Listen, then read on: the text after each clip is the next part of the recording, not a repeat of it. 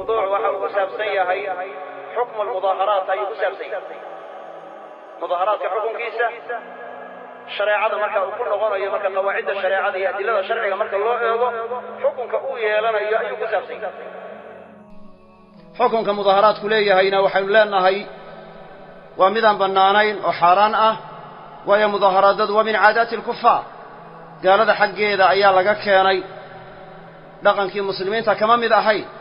حق قال هذا أنا لقا سوقات مظاهرات هذا ومن عادات الكفار قال هذا إن نشبهنا ويسوء كيسيننا إنه ما بنانا وهي النبي صلى الله عليه وسلم وحويله من تشبه بقوم فهو منهم كقول يسوء كيسيا يقع يكمد يهي ومد اللباده ومحدثات الأمور كسوقلية وهو وحل سود الرسيي خاصة مركز لدونا أي شيء منكر إن لقو غيره أو لقو بدله أما شيء معروف لقو حصلية مظاهرات وحين نغنى سبابك دينته إن لسوقلية أي نغنى شيء قاسنا ومحدث مركز وحين نغنى بدعه وحكا السود دينته لقو سود الرسيي وبدعه haddii la rabo mudaaharaadka shay sharciya in loogu gargaaro ama la rabo shay munkara in lagu bedelo wuxuu noqonayaa in diintii la soo galiyay saas aawada waa bidco nabiguna wuxuu yiri sallallahu alayhi wasallam man ahdatha fi amrina hada ma laysa minhu fa huwa radd hadithka sahihaynka wuxuu kale nabigu yiri sallallahu alayhi wasallam man amila amalan laysa alayhi amruna fa huwa radd sidaas aawadeed maadaama marka uu muhdath yahay oo la soo darisiiyay waa in laga tagaa waa ta kale mudaaharaadkii waxa ku jira al-ikhtilaat bayna ar-rijal wan-nisaa ragga iyo dumarku inay isdhex galaan oo isku dhafmaan ayaa ku sugan nafa macsuuma oo sharcigu dhowray dhiigooda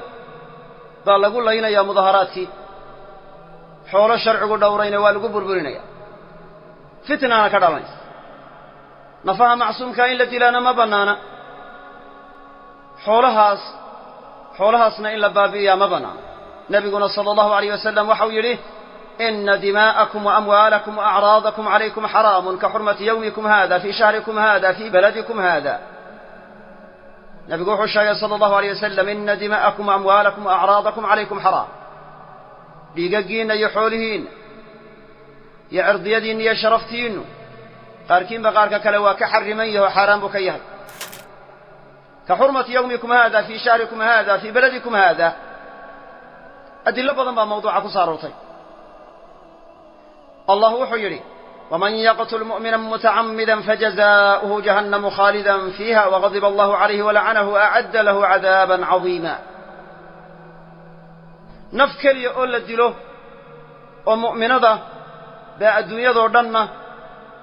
إلهي أكتيسا كقدرا الدنيا ذو إني بابعضه بل أرنك ديقاق خصابصا شرع وآدي أدواتكي ويا رسوله صلى الله عليه وسلم وحويره لزوال الدنيا أهون عند الله من قتل رجل مؤمن الدنيا ضردن أبا بعضا إلى يكتيس وحيك قسها لنتها يقف مؤمن أو حق در لقدره وحكى لو كجر مظاهراتك كوان مركا مظاهراتك السمين ينفوه دي وحي أبندقيان لباطو يوحي لي كري يتعرضون من البلاء ما لا يطيقون نبينا وحده صلى الله عليه وسلم لا ينبغي لمؤمن أن يذل نفسه قالوا وكيف يذل نفسه قال يتعرض من البلاء ما لا يطيق نبي وحو الشيخ صلى الله عليه وسلم وما هبونا وما بنانا روحا مؤمن كاين نفتي سدلي وما بنانا عن النبي قال صلى الله عليه وسلم وكيف يذل نفسه سداب نفتي سأد اللين إياه قال يتعرض من البلاء ما لا يطيق وحو نفتي سأبندق يا أبو النبي صلى الله عليه وسلم وحانو كريم حديث كان الترمذي وغيره بأسوريي يعني أهل العلم يقاركون واقويين وحيران وحديث ثابتة شيخ الألباني وغيره نصاص يضع الشيخ إنه حديث كسوية مركا انت المظاهرات كيسميان بقاركون اللينيا قاركون الداوعيا يعني محل قد لي محاسن لقول داوعي قاربا وحي يلهدين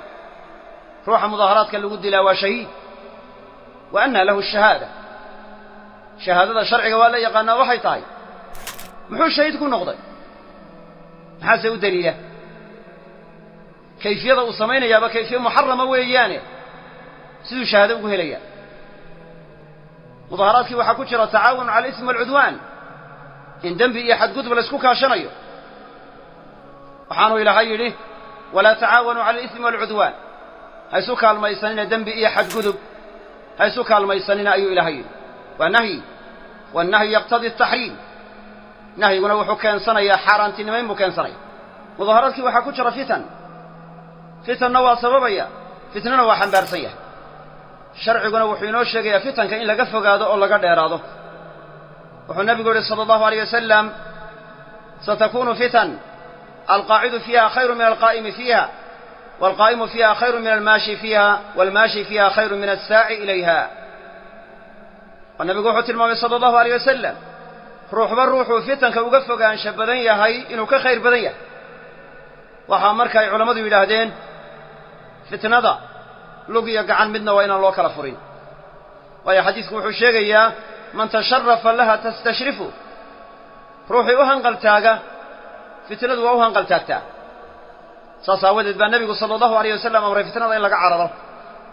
saas aawadeed buu amray in guryaha la laazimo kunuu axlaasa buyuutikum ilzam baytak yacni gurigaaga laazim walyasacka baytuk axaadiis badan oo kala duwan baa ku soo aroortay qaarkood waxay sheegaysaa marka in laga fogaado oo xataa marka waxa weeye fitanka yacni markaa laga dheeraado oo meelaha markaa wakhtiga fitanka lagu ururee lagu kulmo xataa in laga dheeraado ay adilladu sheegaysa mudaharaadki waxay sababayaan fawda isgarabyaac iyo inay nidaamkii khalkhaliyaan iyo in madaxdii lagu baxo iyo in nabadgelyadii ay tagsiyaan oo xataa haddii la yidhaahdo mudaharaadku waa mid nabadgeliye ah mid la ballan qaadi karo inuu sidaa ku soconaayo ahaanayo ma aha ee haaliban wuxuu isu rogaa sidaa lidkeeda oo wuxuu noqdaa mid fawdo ah oo la isgarab yaacayo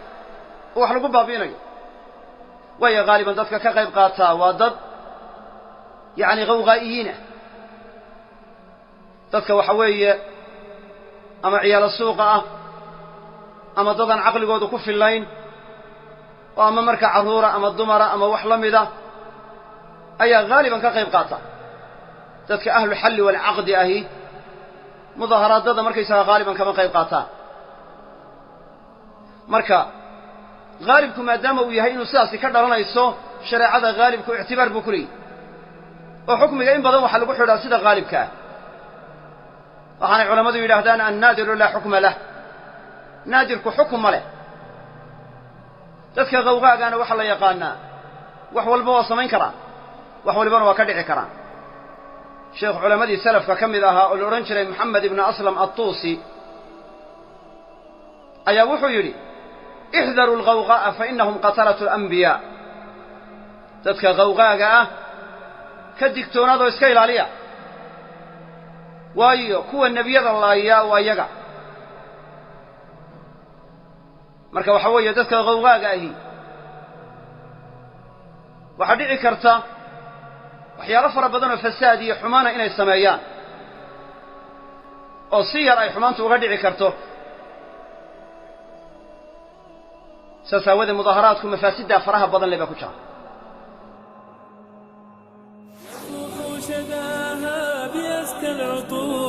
بذكر وشكر لرب قدير يفيض علينا بخير وفير فنعمة الإسلام سر السرور أزكى العصور بذكر وشكر لرب قدير